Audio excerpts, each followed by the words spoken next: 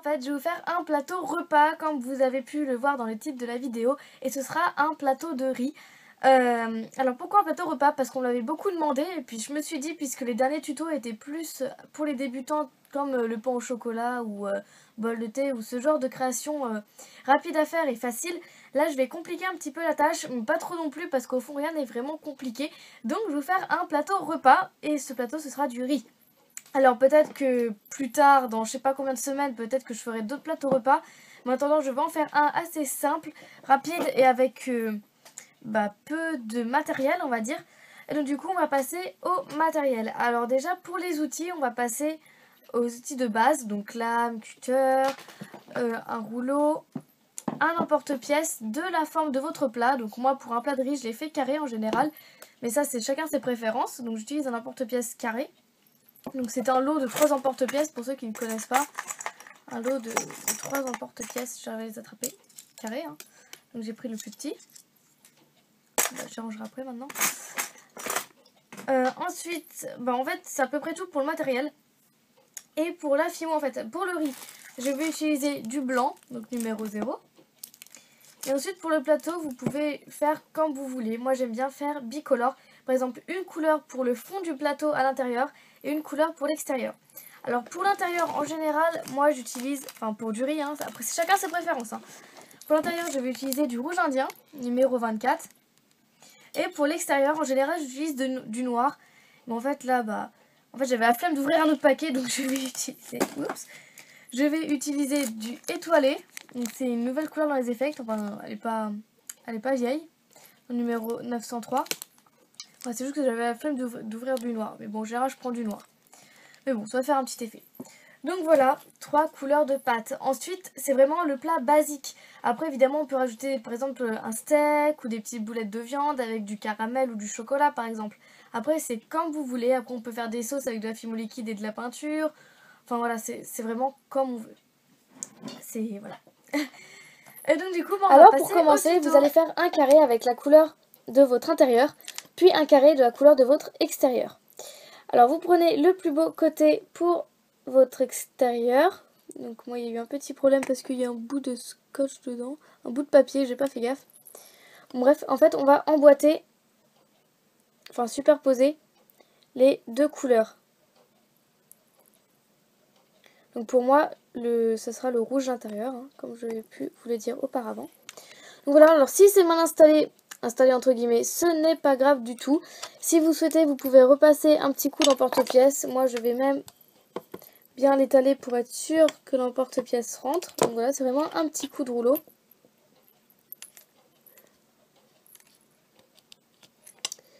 Voilà, pour bien avoir la forme du carré. Donc là, ce que j'enlève, c'est le surplus. Et ça va aller en pâte berk. Donc à ne pas jeter. Donc si la couleur s'est mélangée comme là, à peu près, c'est mélangé, ce n'est pas grave du tout, on ne panique pas, ça va être recouvert. Alors ensuite, avec la couleur de votre extérieur, vous allez faire une bande, comme ceci. Donc assez épaisse quand même, mais pas trop non plus. Et en fait, vous allez couper un côté droit. Donc là, comme vous voyez, j'ai coupé un côté droit, donc l'autre bout, c'est comme, voilà. Donc j'ai fait au rouleau. Et en fait, vous allez la poser. Bon alors là, on voit que le bord est trop haut par rapport au carré, donc je vais en couper un peu plus. Enfin, je vais faire moins épais. Ok, donc là j'ai fait un petit peu moins épais. Je vais voir si la taille me convient. On va dire oui, donc là la taille me convient. Et donc du coup je vais faire un peu comme la boîte de chocolat. Par contre je vais utiliser un cure-dent pour que ce soit plus simple. Et j'aime pas ces cure-dents.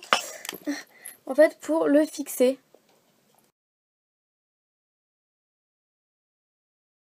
Donc après nous allons couper le surplus. Évidemment on va pas laisser ça comme ça. Donc avec le cutter on va couper le surplus. Là ça devrait le faire à peu près. Et en fait ensuite je vais former les coins. Alors comment je fais? En fait je pince un côté et je mets le cure-dent dedans pour former le coin.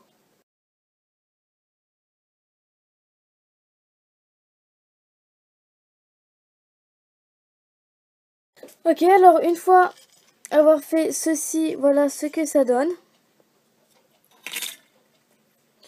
Donc voilà, la boîte est faite, enfin la boîte, le plateau.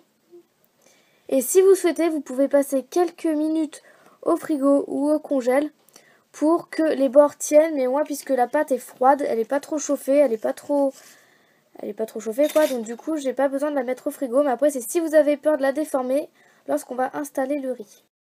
Voilà. Donc, une fois que l'assiette est faite, on va laisser de côté, on va se préoccuper du riz. Alors, ce que j'ai oublié dans la liste de matériel, c'est une passoire. Si on m'avait demandé à quoi servait une passoire lorsque j'ai montré mon rangement Fimo, et bah ça sert par exemple à faire les ferries justement.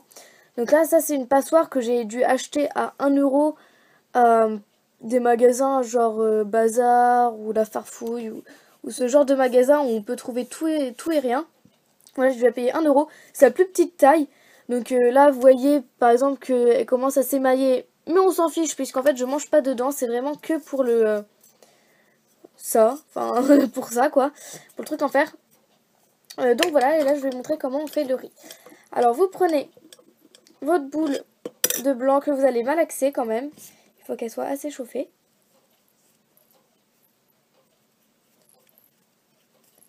Bon, pas besoin que ce soit trop non plus, hein. Mais bon. Alors, pour ceux qui veulent, donc moi je vais le faire. Ce n'est pas du tout obligatoire, c'est pour éviter de trop déformer. Je vais rajouter en fait de la Fimo liquide au fond du plateau, juste pour fixer le riz. Puisqu'en fait, si on appuie pour le fixer, bah, il va partir, enfin il va se déformer. Donc c'est juste pour éviter qu'il se déforme trop, donc j'en mets un fond. Enfin un fond, j'en mets quand même pas mal. Donc voilà, c'est juste pour éviter que la Fimo se déforme. Donc voilà, c'est juste une petite goutte de Fimo liquide que je vais étaler comme ceci d'ailleurs. Je vais pas chercher bien loin. Voilà, j'ai un peu étalé. Et maintenant on va faire le riz. Donc une fois que la Fimo blanche est malaxée, en fait on va la mettre à l'intérieur. Par contre là il y a un petit grain de poussière. Voilà. On va la mettre à l'intérieur, comme ceci. Et en fait on va appuyer de façon à ce que ça sort. Un peu comme le clay gun, mais pas tout à fait pareil non plus. Donc voilà, une fois que c'est commencé à sortir, vous prenez votre couteau, cutter, enfin appelez ça comme vous voulez. Et en fait vous allez couper au-dessus, voilà, à ras, pour récupérer les grains. Et là on peut voir qu'il y a, ça fait des petits bouts. Et en fait on va en faire plusieurs comme ça. Donc on remet à peu près au milieu. Et on rappuie dessus.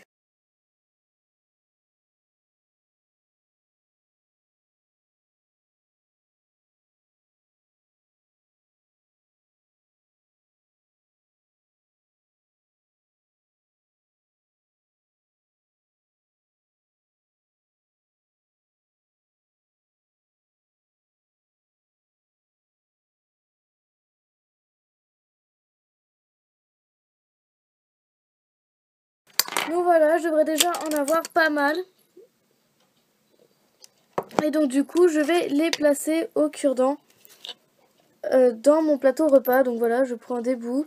Bon, j'en sépare quelques-uns puisque du coup, ils sont un petit peu accrochés quand j'ai des faits. De toute façon, c'est le dessous. Donc voilà, je mets tout ça dans le bol. Donc au début, je mets ça en gros puisque de toute façon, ça va être recouvert. Enfin, ceux du dessous vont être recouverts, logiquement.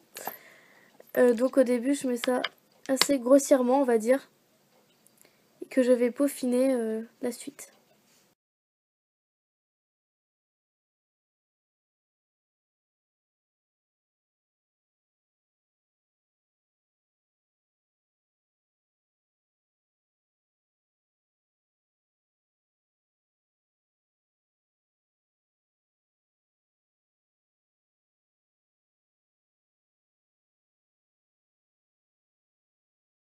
Et donc voilà ce que ça fait une fois rempli. Et là je vais vous montrer en gros plan. Donc voilà en gros plan ce que ça fait. Donc si vous voyez que ça brille un petit peu, c'est la Fimo liquide. Sauf qu'à la cuisson ça va disparaître.